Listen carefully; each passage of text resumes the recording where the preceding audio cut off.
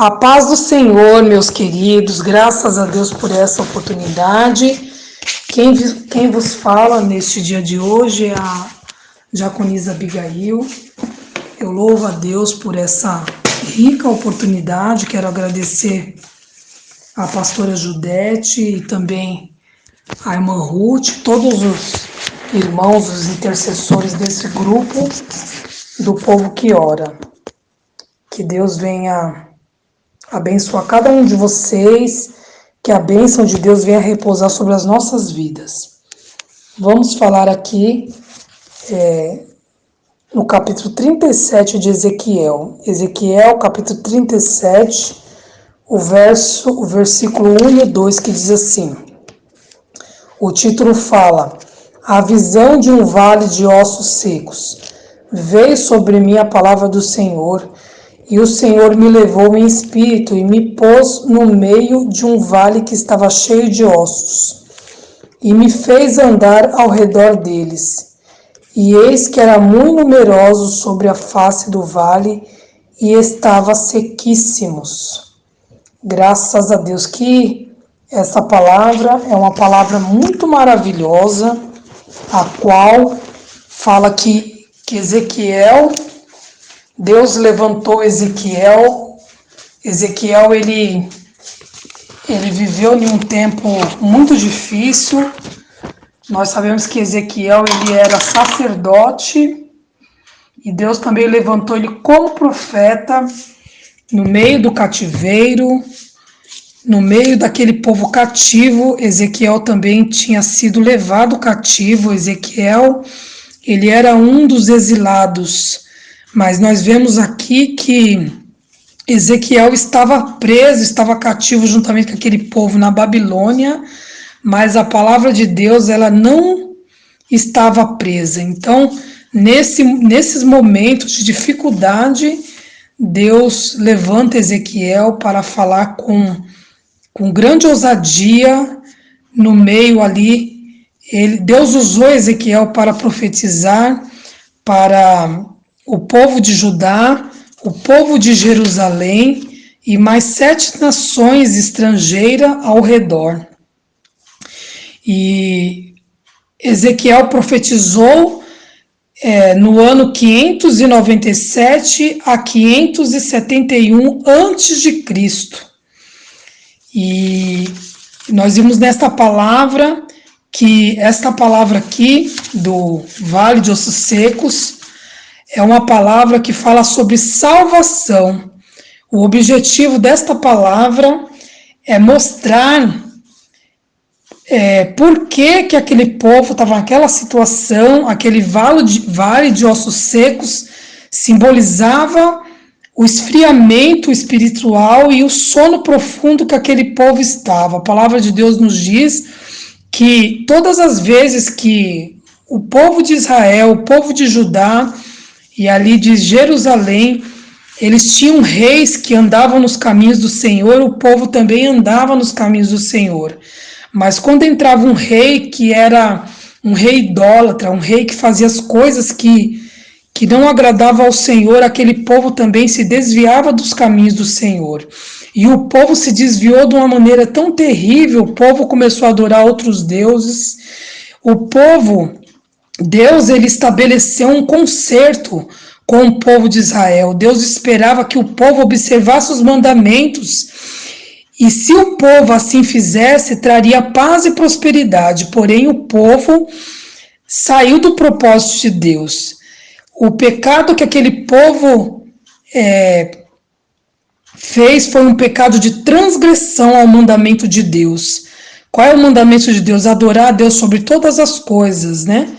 Todos aqueles mandamentos que tem ali nos mandamentos de Moisés, e o principal dele, o primeiro mandamento é amar a Deus sobre todas as coisas, e eles saíram atrás de outros deuses. E o segundo pecado ali daqueles povos ali de Judá e Jerusalém foi da rebeldia. O que é rebeldia? É resistência à correção. Toda vez que uma pessoa ela tem uma resistência à correção, ela é uma pessoa rebelde, ela está cometendo o pecado da rebeldia. E também aquele povo cometeu o pecado da obstinação. O que é obstinação? Obstinação é persistência no erro. Então, uma pessoa de coração obstinada é uma pessoa que ela persiste no erro, ela peca, ela resiste, né, à correção e ela persiste no erro. E Deus, e o povo, aliás, o povo quebrou o concerto com Deus, porque a aliança que Deus faz conosco, ela não é quebrada, mas nós que quebramos a nossa parte, porque o nosso Deus, ele não muda. E aquele povo, ele quebrou a aliança com o Pai, então aquele povo se afastou de Deus e eles ficaram à mercê dos seus inimigos. E Deus, usando o profeta Jeremias, Deus anunciou que ia mandar aquele povo para o cativeiro. Aquele povo ia ser levado por 70 anos para o cativeiro. Jeremias profetizou antes do profeta Ezequiel. E ali, quando Jeremias era profeta, também ali em Judá, Deus usava Jeremias para alertar Zedequias para não se opor, não ficar resistindo ao rei Nabucodonosor, ir ali para Jerusalém, ir para a Babilônia, ser levado, mas Zedequias não obedeceu à voz de Jeremias. Então Zedequias, por ele ser desobediente à palavra de Deus, porque se o povo desobedeceu, o povo ia ter que passar pelo cativeiro, e ali Zedequias começou a resistir, e ali Nabucodonosor mandou matar os seus filhos na frente dele, e fez com que os olhos de Zedequias fossem vazados por causa da desobediência. E o rei também, Jeoaquim, mandou cortar e queimar as profecias que Jeremias profetizava. Então, esses profetas, eles sofreram muito. Jeremias, ele era tido como um profeta chorão. Ele chorava, só por causa do sofrimento que ele passou. Porque a diferença entre Jeremias, entre tantas coisas, Jeremias e Ezequiel, que Jeremias, ele não foi levado cativo, ele ficou com aqueles que ficaram ali em Judá.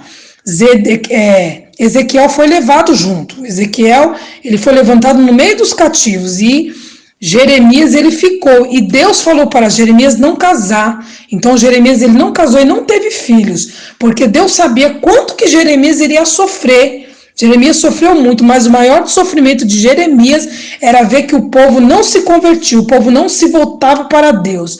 E Ezequiel também ficou numa situação triste. Ezequiel sofria muito, e ele alertava o povo para que, no capítulo 18 de Ezequiel, fala da responsabilidade pessoal, que nós temos que reconhecer nosso pecado, não colocar a culpa no antepassado, que cada um vai dar conta de Deus do seu pecado.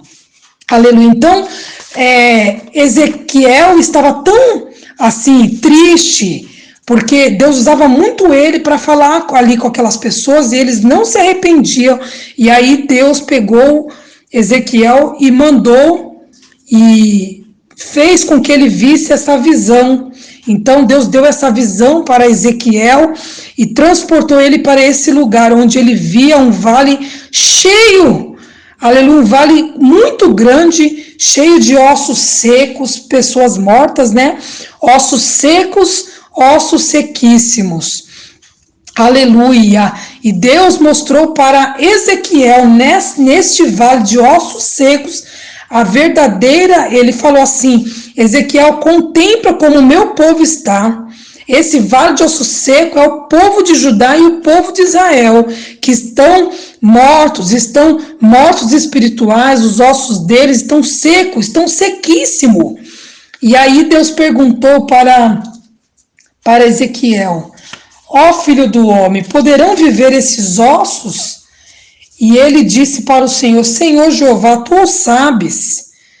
E aí veio a palavra, né, para Ezequiel, dizendo: então profetiza sobre esses ossos secos, ouvi a palavra do Senhor. Então nós vimos aqui nesta palavra, meus queridos irmãos, que a restauração da minha e da sua vida está na mão de Deus, que Deus é aquele, né, que aos olhos humanos parece que a situação está impossível, mas Aos olhos de Deus, nada está acabado, nada acabou, porque nas mãos do Senhor está a restauração, a salvação. A salvação, meus queridos, e a restauração vem das mãos de Deus. Ele é o dono da vida, não existe salvação fora do nosso Deus. Deus quer que o ser humano volte para Ele, que Ele sempre terá os braços abertos para nos acolher e restaurar as nossas vidas. O Vale de Ossos Secos mostra um quadro irreversível, a morte. Ossos secos, ossos sequíssimos. E o profeta sabe que só Deus pode mudar essa situação. O milagre aconteceu quando os ossos secos ouviu a palavra de Deus. Então a nossa vitória vai acontecer no momento que nós ouvirmos a voz do Senhor. A palavra de Deus está sendo profetizada. A partir do momento que nós ouvir a voz do Senhor, então, aleluia, o Espírito do Senhor vai entrar sobre a nossa vida e nós vamos viver. E Deus estava mostrando para Ezequiel que quando os ossos secos ouvissem a palavra de Deus, então o Espírito do Senhor ia entrar naqueles ossos, e a palavra do Senhor fala que ia fazer crescer nervos, ia fazer nascer, crescer carnes, ia estender peles, e o Senhor ia colocar o Espírito, e eles saberiam que o Senhor é o Senhor. Aleluia. Então, para um milagre acontecer na minha e na sua vida, nós precisamos ouvir a palavra de Deus.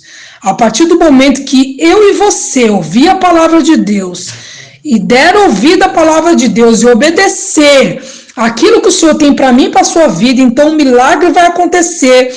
O Senhor vai restaurar a nossa vida. Se a tua vida espiritual está fria, aleluia, se você está passando por um momento de sono espiritual, aleluia, se você está, fria espiritualmente, creia que o Senhor é aquele que restaura, porque essa palavra aqui é uma palavra de salvação. O Senhor, Ele quer nos salvar. A maior bênção, o maior milagre é o milagre da salvação. Então Deus estava mostrando para o profeta, assim como o Senhor deu essa visão para Ezequiel, desses vales de ossos secos, através da palavra do Senhor, aqueles ossos ia criar vida, ia voltar a viver. Todos eles se levantaram como um grande exército. Assim, o povo também de Judá e de Jerusalém, se eles ouvirem a palavra de Deus, Deus ia levantar eles e eles iam tornar para o Senhor, e Deus ia mudar a vida deles. Aleluia, eles iam servir ao Senhor Todo-Poderoso. E através, quando eles dessem ouvido à palavra de Deus, aí o que o Senhor ia fazer? Ia juntar todo o povo que estava no cativeiro, ia trazer todos eles de volta de novo para a terra deles. Então conosco não é diferente. A partir do momento que nós ouvimos a voz de Deus, colocarmos em prática, fazer tudo aquilo que Deus quer que nós façamos, o Senhor tem a Jerusalém de Deus, a Sião, aleluia, a cidade santa para nós irmos se encontrar com Ele. O Senhor tem a Jerusalém de Deus, onde que nós reinaremos para sempre com o Senhor.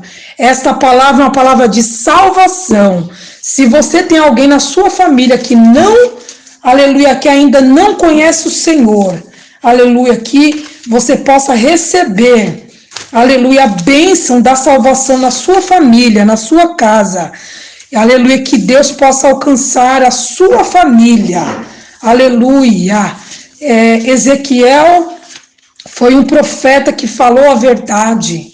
Ele exortava aquele povo se arrepender e se voltar para o Senhor. E nos nossos dias não é diferente.